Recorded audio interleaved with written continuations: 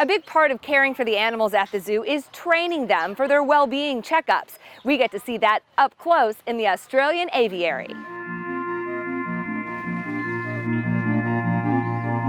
You get to walk right in. Birds can go wherever they want. If they choose to come closer to you, they can. When you enter the Australian aviary, you walk into the home for 4 species of birds. You're looking for a pigeon? Yeah. All the way up top on that little loop is a pigeon. Sometimes you have to have a keen eye Our pigeons are actually very good at hiding in bushes. Sometimes I'll walk in here and be like, I can't find a single pigeon. to spot them. Just have to look. They're around somewhere. Gus, the masked lapwing, is the most elusive. He's a little shy, doesn't really love a whole lot of people. He is another shorebird, usually found in the water. There are 3 crested pigeons, Australia has, I think, maybe 200 different species of pigeons. There's only 2 with that crest on them, so that's why they're called crested pigeon, is their head crest. They have a special primary feather, so whenever they fly, it makes a very loud whistling noise.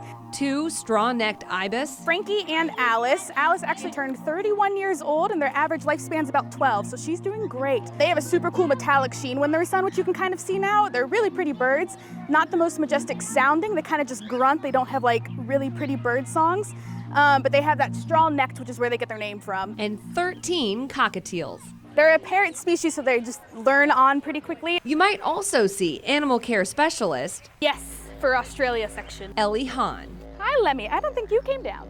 Ellie's been working with the birds for the last 2 years, Can I close the door? training them to go into crates Good job. and step on a scale. So she weighs 94 grams. They're pretty small birds. It's a slow process. So at the very beginning, it was literally setting a crate down with pans of food just surrounding it to make them more comfortable.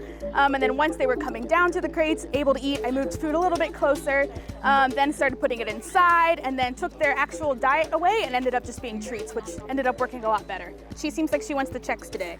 But it's an important one. It is a lot less stressful if they voluntarily do it. And it's working. All of the birds in the aviary will now get on a scale on their own. They're all pretty good about taking food, which was something that didn't happen in the beginning also, so just the constant training. I do it about an hour every day if I have time.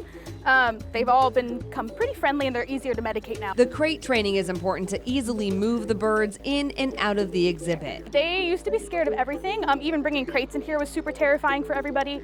So you can see they're just walking around. They truly don't care.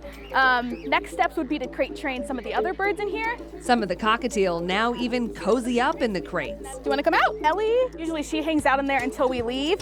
Billy is the one in the back of the crate currently, and he usually, however long he's in the crate is how long the session takes. Sometimes it's an hour, he doesn't want to come out. So some of them really, really love the crates, which is super cool to be seeing. Hours spent building relationships He is a silly, silly man. and trust A lot of people are kind of like, they're just birds, they're all the same, but everybody in here has their own personality. to give the birds Want a crate? the best care. There's some fun birds in here, I very much love it. At the Fort Wayne Children's Zoo, Hi, Alyssa Ivinson, look. Wayne 15 News.